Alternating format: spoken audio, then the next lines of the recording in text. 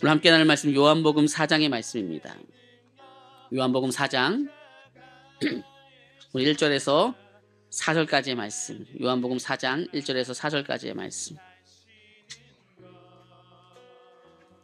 요한복음 4장 1절에서 4절까지의 말씀을 합독하여서 같이 읽도록 하겠습니다. 같이 읽겠습니다. 시작. 예수께서 제자를 삼고 세를 베푸시는 것이 요한보다 많다는 말을 바리새인들이 들은 줄을 주께서 아신지라. 예수께서 친히 세를 베푸신 것이 아니요 제 아들이 베푼 것이라. 유대를 떠나사 다시 갈릴리로 가실새 사마리아를 통과해야 하겠는지라. 아멘. 할렐루야. 옆 사람과 인사하겠습니다. 반갑습니다. 인사하겠습니다. 반갑습니다. 또 인사하겠습니다. 오늘도 말씀 앞에 서겠습니다. 인사하겠습니다. 오늘도 말씀 앞에 서겠습니다. 요즘은 생수를 사 먹는데 예전에는 그런 생각을 하지 못했죠. 그냥 집에서 물을 틀면 그냥 생수가 나왔다라고 생각을 하는데 지금은 생수를 사서 먹는 시대가 왔습니다. 그만큼 또 정결한 물, 또 정확한 물을 찾는 시대가 왔죠. 성경에서도 오늘 우리가 읽었던 이 4장이 생수에 대한 얘기, 때로는 논쟁입니다.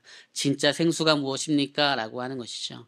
그런데 그 생수에 대한 얘기는 보여지는 표현들이고 사실은 거기 안에 실제적으로 더 중요하게 여기는 그 메시지들이 있습니다. 오늘 이 메시지를 보면서 3장과 4장을 연결해서 볼 때 어떠한 의미가 있는지 우리 같이 살펴보도록 하겠습니다.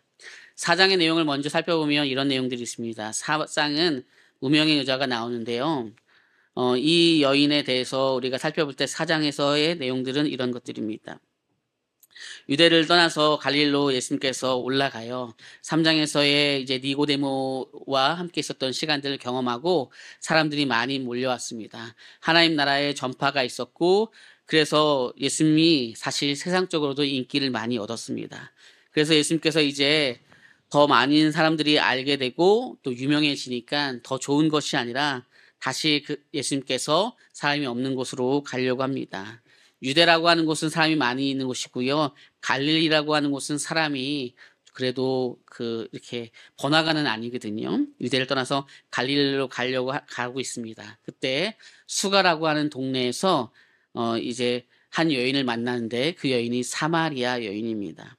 수가라고 하는 곳에서 사마리아 여인을 만났는데 사마리아라고 하는 그 표현들은 어떻게 이해하시면 되냐면 원래 남쪽과 북쪽이 갈라지기 전에 남쪽과 북쪽이 우리도 지금 남한, 북한 이렇게 갈라지잖아요. 그러기 전에 하나의 나라인 것들처럼 예전에도 이 구약 시대에도 동일한 하나의 나라였지만 이제 바벨론 포로가 되고 끌려가면서 남과 북이 이제 갈리게 됐죠. 남과 북이 갈라지면서 북이스라엘 그리고 남은 뭐라 그러죠? 남유다 이렇게 갈라지게 되었었어요. 그런데 시간이 지나고 다시 포로에서 해방이 되고 다시 귀환할 때 그 지역에서 뭐 70년 정도 살았으니까 압제를 당했고 마치 우리가 일본에 압제를 당할 때 거기서 일본 분들과 결혼하는 일들이 생기는 것처럼 이제 외국 사람이 된 사람들도 있죠. 그런데 남쪽의 사람들은 남유다라고 해서 그 혈통을 잘 지켰어요. 이스라엘 백성 혈통을 잘 지켰지만 북쪽은 좀 그러지 못한 부분들이 있어요. 북쪽은 그러지 못한 부분들이 있다 보니까 나중에 합쳐질 때 너희들 순수한 혈통이 아니잖아. 자폰을 했잖아. 혼족이 됐잖아. 라고 하는 문제가 됩니다. 그래서 북이스라엘 남유다가 하나가 되는 것이 아니라 항상 북이스라엘을 볼 때 좋지 못한 시선으로 보게 되어지는 부분들이 있습니다. 그래서 그쪽을 사마리아 사람들이라고 하는 때로는 비아냥거리면서 너희들이 온전한 혈통을 지키지 않았다라고 하는 것이죠. 우리 일제 강점기 때 뭐 신사참배를 했느냐 안 했느냐라고 하는 부분들로 많은 논쟁이 있었습니다. 만약에 우리에게 뭐 총을 겨눈다라고 한다면 칼을 겨눈다고 한다면 온전히 신앙을 지킬 수 있는 사람이 누가 있습니까? 그리고 나뿐만 아니라 우리 가족에게 그런 어려움이 있다고 한다면 당시에 신사참배를 안 할 수 있다라고 한 사람이 몇이나 되겠습니까? 아니 신사참배를 하고 안 하고 떠나서 했다라고 해서 그것이 신앙에 반한다라고 얘기할 수 있는 사람은 누가 되겠습니까? 우리도 항상 지금도 살아가면서 하나님을 배반할 때도 있고요. 사람과의 약속도 어길 때가 있고 수많은 약속을 어기는데 어떻게 우리가 누구를 정죄할 수 있겠습니까? 그런데 사마리아 이 여인이라고 하는 여인은 그 중에서도 많은 슬픔과 어려움이 있었습니다. 사마리아 사람이란 인 것도 굉장히 어렵고 슬픈데 문제는 이 여인은 성경에서 결혼을 5번 했다라고 합니다. 배경을 조금 이해해야 돼요. 결혼을 5번 했다라고 하면 조금 음란한 사람을 생각할 수 있는데 꼭 그런 개념이 아니라 당시에는 여성은요, 생활할 수가 없어요. 그러니까 남성에 귀속되어져 있어야지만 먹고 사는 문제가 해결될 수 있기 때문에 남편이 죽으면 어쩔 수 없는 부분들로 인하여서 여성은 친척들에게 있어서 그 친척 남성들이 그를 좀 보살피거나 아니면 결혼을 할 수밖에 없죠. 그래서 우리가 잘 아는 성경의 룻기를 알잖아요. 그렇죠? 룻기에 보면 계대 결혼 혼인법이라고 하는 내용들이 그런 내용들입니다. 그런 내용에 보면 잘 우리가 알 수 있어요. 그래서 이 사마리아 여인은 귀관 운명처럼 보이는 그런 표면적인 표현들도 있지만 사실 결혼을 5번 했다라고 하는 것이 음란한 부분들이 아니라 살아가면서 정말로 살아갈 수 있는 힘 자체가 없다라고 하는 의미를 우리가 생각하면 됩니다. 오늘 표를 보면 니고데모와 무명의 여자 3장 4장을 비교합니다. 니고데모는 다 갖춘 사람이고요. 유대인이고요. 도덕적으로 완벽했습니다. 최고의 학문이 있었습니다. 물과 성령을 나지 아니하면 하나님 나라에 들어갈 수 없다라고 했고요.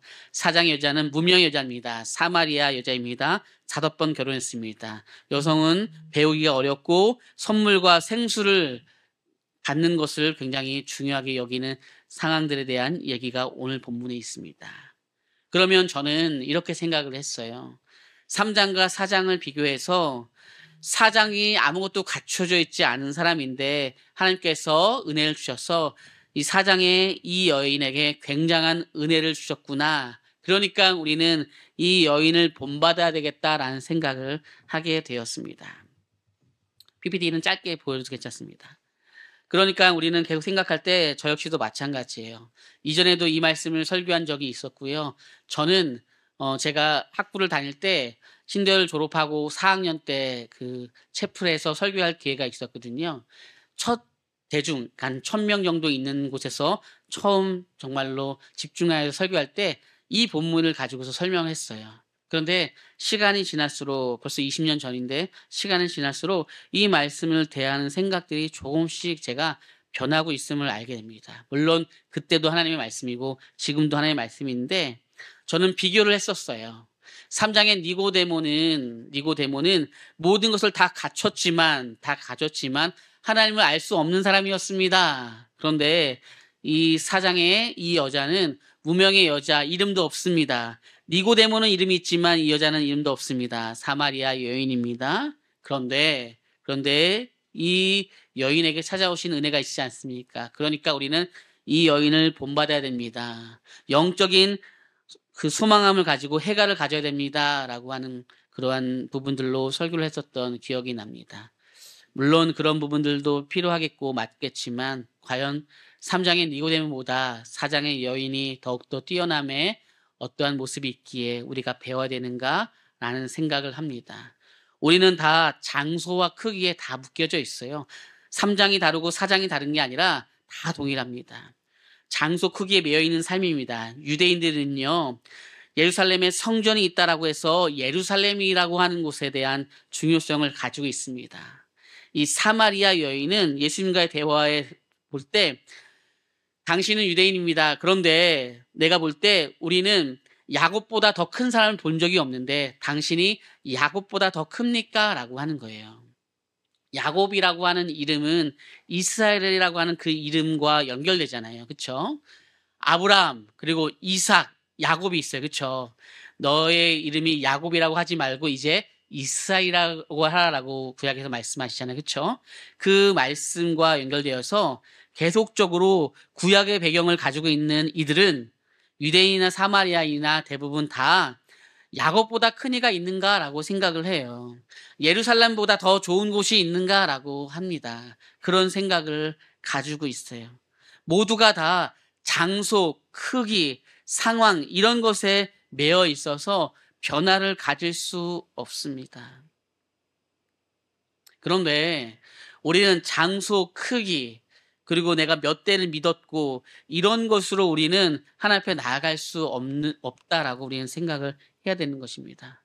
새로운 개념이 들어와야 되는데 새로운 개념이 들어오는 것이 어려워요. 새로운 개념이 들어오는 것이 어렵습니다. 왜요? 그 새로운 것을 이해하는 것이 얼마나 어려우면 요한복음 1장, 2장, 3장, 4장 계속 같은 것을 얘기해도 우리는 사실 듣고 이해하기가 어렵다는 거예요. 충분히 그럴 수 있습니다. 그러면 우리는 새로운 예배를 드릴 수 있는 것이 무엇이냐라고 해요. 내가 어젯밤부터 기도로 잘 준비하면 새로운 예배를 잘 드릴 수 있겠죠. 내가 정말 주님 앞에 결단해서 이거 하지 말아야지라고 해서 끊게 되면 이거 끊어야지 내가 누구에게 더 좋은 말을 써야지라고 한다면 더 좋은 예배를 드릴 수 있는 것은 맞습니다. 맞아요. 그런데 가장 중요한 더 좋은 예배를 넘어서 오직 only one 단 하나의 개념으로 넘어가려고 한다면 그것은 내가 어떠한 것을 노력해서 오는 것이 아니라 외부에서 나에게 들어오는 외부에서 들어왔지만 이게 내 안에 있어서 내 안에서 살아서 움직이는 것을 분명하게 경험할 때 된다는 거예요. 그것을 성경에서는 21절에 이렇게 이야기하고 있습니다. 우리 21절 같이 한번 읽어볼까요? 같이 읽겠습니다. 시작.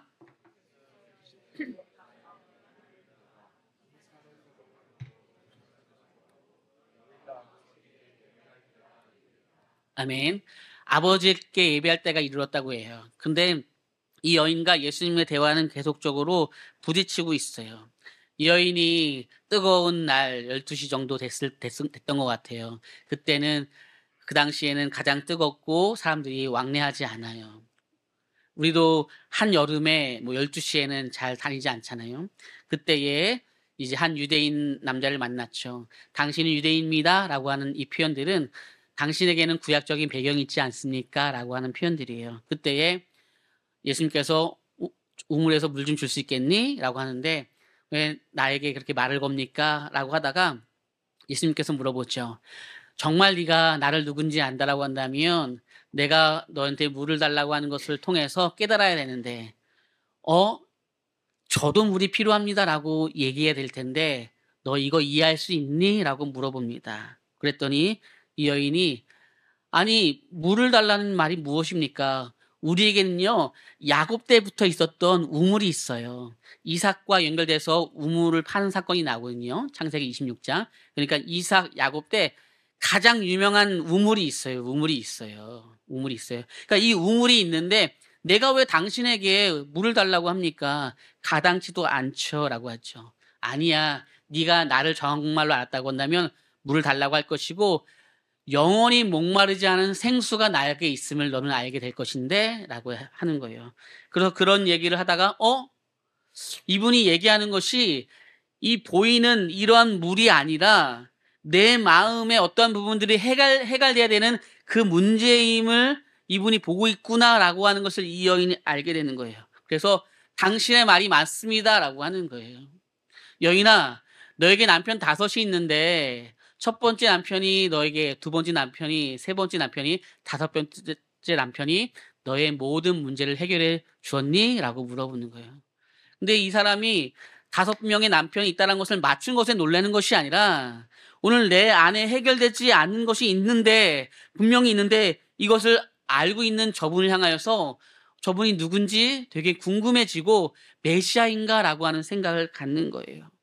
그러면서 나는 정말로 예배를 하고 싶습니다. 어떻게 예배해야 됩니까? 라고 묻는 거예요, 이제. 오히려 질문이 물에 대한 얘기를 넘어서서 난 진짜 예배를 하고 싶은데 어떤 예배를 드려야 됩니까? 라고 할 때 여인아, 네가 진짜 예배할 때가 올 것이다 라고 말하는 것이에요.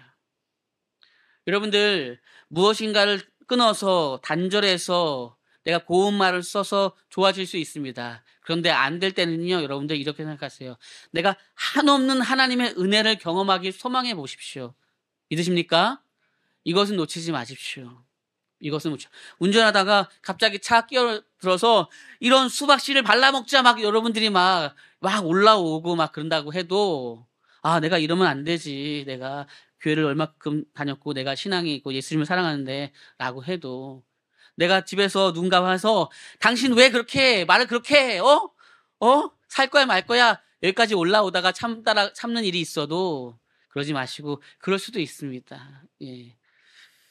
저도 뭐 그럴 수도 있죠. 뭐. 예. 그런 마음들이 여러분들에 있다라고 해도 포기하지 말 것은 무엇이냐면요. 포기하지 말 것은요. 영원한 그 예수님에 대한 사랑을 포기하지 마십시오. 그것을 정확하게 이해하시고 알게 되면 때가 옵니다. 그 때가 오면 그냥 자연스러워지고 별로 문제가 없어지는 그때가 옵니다. 나의 자아를 내가 죽이지 않아도 나의 쓴뿌리를 누르지 않아도 자연스럽게 사라지는 것들을 경험하게 될 때가 온다는 거예요. 그때가 온다는 거예요. 그때가 오는 것이 무엇인가라고 하는 것이 바로 새로운 예배의 시작인데 그것이 광야라고 하는 것이고 쥐성소라고 하는 것입니다. 다바르라고 하는 이 단어는 시브리어로 광야라고 하는 단어인데 이 말씀이라고 하는 단어인데 이 말씀이라고 하는 단어는 광야, 지성소랑 연결되는 거예요. 다시 말해서 광야와 지성소가 같은 어원을 가지고 있는데 이 뿌리가 말씀이라고 하는 다바르라고 하는 단어에서 이루어지는 거예요. 굉장히 중요한 얘기입니다. 그러니까 광야라고 하는 것은 힘들고 어려운 곳이잖아요. 여러분들이 살고 있는 지금 이 시간이 광야입니다라고 하는 것을 실제로 느끼시고 있는 분들이 있을 거예요. 목사님, 저 인생에 지금 가장 큰 광야 시간을 경험하고 있습니다라고 하는 거예요. 근데 주님께서 이렇게 말하고 있어요. 그곳이 가장 깊은 곳으로 갈 수 있는 지성소의 시간이야라고 말씀하고 있는 거예요. 이게 우리에게 힘든 시간들입니다. 저는 가장 힘든 시간인데 이 가장 힘든 시간에 하나님을 가장 깊이 만날 수 있는 그 시간을 경험한다라고 해서 지성소라고 하는 것인데 광야와 지성소는 같은 어원을 가지고 있어요. 그런데 이 같은 어원의 시작은 다바르라고 해서 말씀이라고 하는 거예요. 그러니까는 창세기 1장 1절, 요한복음 1장 1절에 태초에 말씀이 계시니라 이것만 존재하고 아무것도 없는 거예요. 우리는 이해할 수 없죠. 아니 그때의 성부는 무엇고 그때는 성자는 어떻게 있었고 성령은 어떻게 있었는가 이해할 수 없죠. 이해하지 못하니까 하나님이에요. 우리가 다 완벽하게 이해하면 하나님이 될 수 없어요. 그렇죠? IQ 180이 아니라 250이어도 이해할 수 없는 영역들이 있죠. 그때는 말씀만 존재하여요. 그 말씀에 존재할 때 하나님 그리고 예수님 성령님이 같이 그곳에 계신 거예요. 그 말씀이 존재하는 그 곳이 광야라고 했는데 그곳이 지성소야라고 말씀한다는 것이죠. 그러면 여러분들 스스로가 위안이 되십니까? 환경이 변하지 않았는데 이 말 하나로 말씀이 임하면 나의 이 삶의 광야라고 있는 시간도 지성소가 될 수 있구나라고 해서 여러분들 위로받아야 되는데 위로받고 있습니까? 위로받으셔야 돼요. 그걸로만으로 내 마음이 뿌듯하고 벅차야 됩니다. 그런데 우리는 그것이 잘 안 될 때가 있어요. 새로운 예배를 드릴 때가 와요. 그것은 새로운 노래를 배우는 것이 아니라 누가 와서 새로운 것을 하는 것이 아니라 새로운 예배라고 하는 것은 영과 진리로 드리는 거예요. 영과 진리로 예배할 때가 왔는데 그럴 때가 온다. 하나님이 영이시니 예배할 때가 온다라고 하는 거예요. 우리 24절 굉장히 중요한 말씀이잖아요. 같이 한번 읽어보겠습니다. 시작.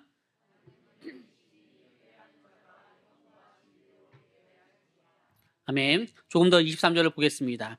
그러면 하나님께서 다 해준다. 다 해주면 우리는 뭐 할 게 있는가라고 하는 질문이 있을 거예요. 그때 23절의 끝 내용을 보면 이렇게 나오잖아요. 이렇게 예배하는 자를 찾으신다라고 하는 거예요. 다시 말해서 내 마음속에서 더 무엇인가를 하나님을 만나고 싶고 또 하나님을 원하는 사람들이 있을 때 주님께서 영과 예배를 드릴 수 있게 만들어 주시겠다는 거예요. 하나님께서 다 하시는 건 맞지만 적어도 우리 마음에 하나님을 알고자 하는 열망과 소망함들은 우리가 없애지 말란 얘기예요. 우리는 가끔씩 당황하잖아요.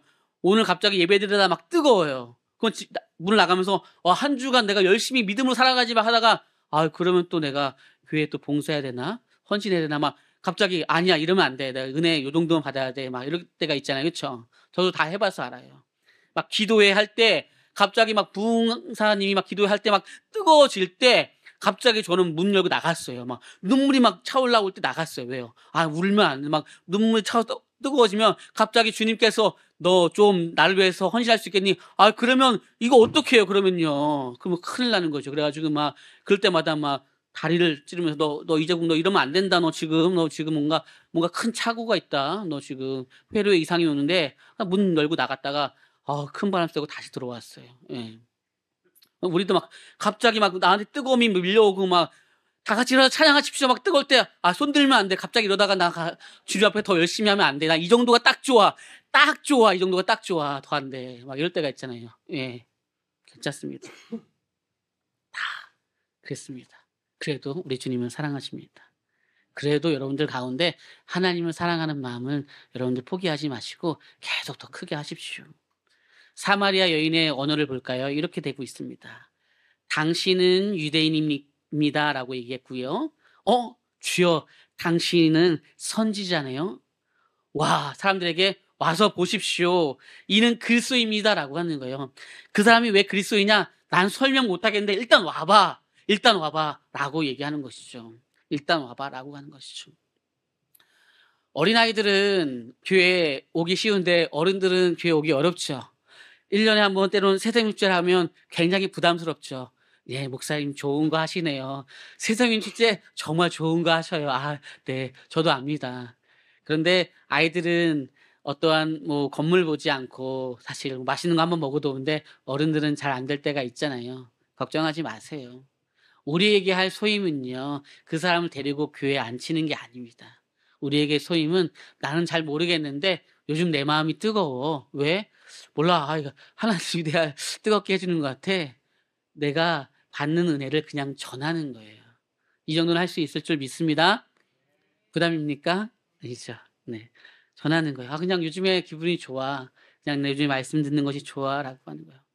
당신은 유대인입니다. 주여 당신은 선지자입니다. 와서 보라. 이는 그리스도이다. 라고 하는 거예요.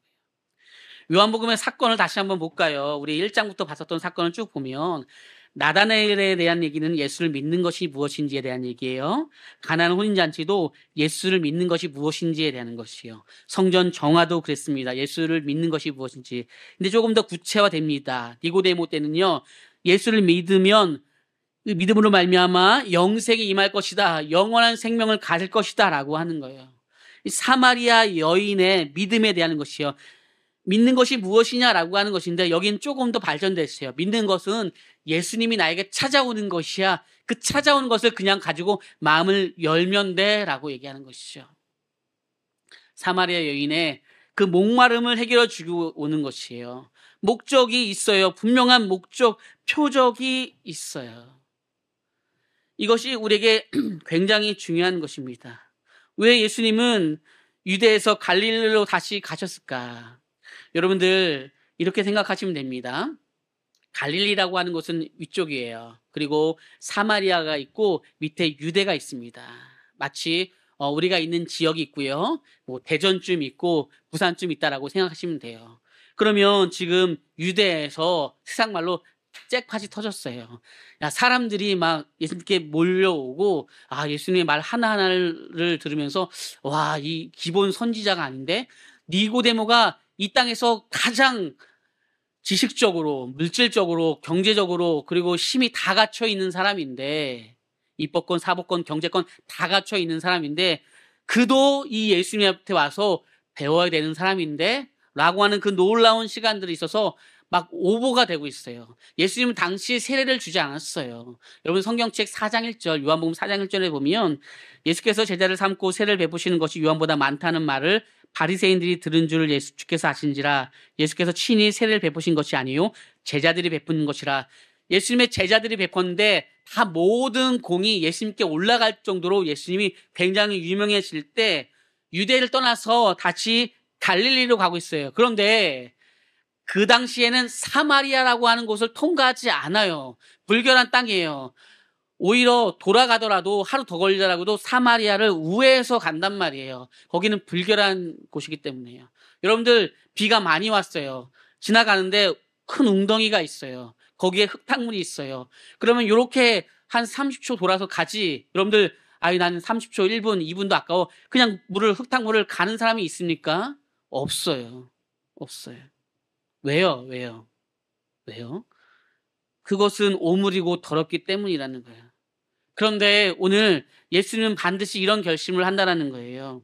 누가복음 9장에 보면 내가 승천할 때가 됐을 때 예루살렘에 올라갈 것을 굳게 결심한다라고 할 때 머스트 내가 반드시 올라갈 것을 굳게 결심한다 이 말이에요. 요한복음 4장 3절 4절도 그거예요. 유대를 떠나서 다시 갈릴리로 갔을 때 사마리아를 내가 반드시 통과해야 되겠다. 반드시 가야 되겠다라고 굳은 결심을 얘기하는 거예요. 그러면 왜 사마리아를 반드시 들려야 될까요? 이게 오늘 말씀의 핵심입니다. 왜 반드시 사마리아를 들려야 될까요? 사마리아를 들리지 않는 것이, 유대인들은 사마리아를 들리지 않는 것이 반드시 맞는 말인데 왜 반드시 들려야 될까요? 거기에 누가 있어요? 목마른 여인, 수가성 여인, 사마리아 여인이 있어요. 그가 그 삶 속에서 메시아를 갈망하고 나아가는 거예요. 나다나엘에게 그랬잖아요. 나다나엘이 예수님께 물어봐요. 당신이 나를 어떻게 압니까? 라고 물어볼 때 예수님께서 이렇게 얘기하죠. 네가 무화과 나무에서 나를 묵상했을 때 무화과 나무에서 나를 바라보고 있었던 그 시간을 나는 충분히 알고 있다라고 하는 거예요. 반드시 찾아가겠다라고 말씀하고 있는 거예요. 한 주간 마음이 뜨거웠고 좋았어요. 우리 한 친구가 목사님 저도 기도해 주세요라고 하는 것을 부끄러워서 이제 연결해서 들었는데 너무나 좋더라고요. 기도받는 것들을 사모하고 예배드릴 것을 사모하는 우리 어린 친구들이 있어요. 한 주간 동안 계속 저는 10시 55분만 되길 기다려서 주일날 10시 55분에 만나기로 했거든요. 여러분들 그런 목마름이 있습니까? 하나님을 찾고 계세요? 우리 주님께서 내가 반드시 너의 집에 가야 되겠다라고 하는 거예요. 거기에 나엘이가 있잖아. 그렇죠? 거기에 이든이가 있잖아. 거기에 하연이가 있잖아. 너무 많아서 다 못 불러드립니다. 죄송해요. 다 누가 있잖아. 다다다다다 있잖아요. 그렇죠? 예. 거기에 누가 있잖아 라고 얘기하는 거예요. 반드시 내가 그 집에 머물러야 되겠다. 시간이 걸려도 머물러야 되겠다. 왜요? 거기에 사마리아의 여인이 있는 것처럼 있는 거예요. 그 여인은 이제 생수를 찾는 질문을 하지 않습니다. 그 여인의 질문은 이렇게 바뀝니다. 제가 아까 얘기한 것처럼 이렇게 바뀝니다. 정말로 예배하고 싶은데 어떻게 예배하는 겁니까? 어디서 예배하는 것입니까? 예루살렘에서 예배하는 것입니까? 어디서 예배하면 좋습니까? 라고 하는 거예요. 우리 질문은 이렇게 바뀌어야 됩니다. 내가 주님을 더 사랑하고 싶은데 어떻게 해야 될까요? 아니요. 거기까지 안 되면 주님의 기쁜 사랑을 내가 경험했는데 어떡할까요? 라고요. 오직 주의 사랑에 매여서 한 주간도 그 사랑을 묵상하여서 나의 모든 문제를 고민하지 않고 완전한 해결을 받는 한 주간의 삶이 되기를 예수님의 이름으로 소망합니다. 이 소망의 언덕 기쁨의 땅에서 주께 사랑드립니다. 주의 임재 안에 갇혀 오직 주의 임재 안에 갇혀 내 영 기뻐 찬양합니다. 내 영 기뻐 찬양합니다. 이 소명의 언덕 거룩한 땅에서 주께 경배드립니다. 주께서 주신 모든 은혜